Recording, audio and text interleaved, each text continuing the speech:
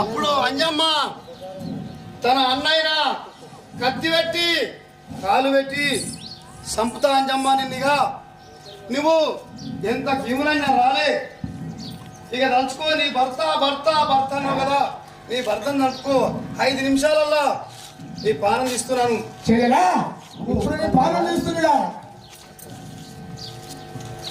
అప్పుడు అంజమ్మ అడ్డం తిరిగి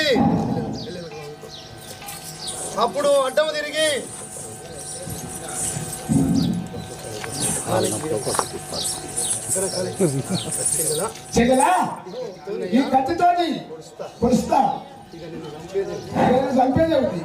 అప్పుడు అంజమ్మ దైవమా అని, ఓ పిల్లగా ఈ రామలమ్మ అమ్మ ఆ బిడ్డ ఆడబిడ్డ కోసం చూడలేక 50 రూపాయలు